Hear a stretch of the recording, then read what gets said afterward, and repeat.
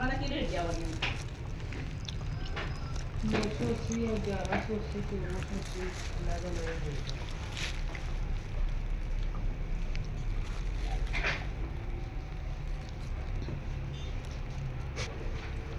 चलो 5880।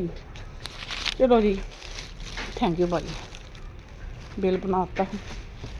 ਇਹ ਸ਼ੂਜ਼ ले जी रिबा वास्ते स्कूल दे। ਇਹ देखो जी बहुत अच्छे ने लेकिन चलो स्कूल वास्ते तो पालेगी ना, फिर टुटनगे तो ना महंगा रहे।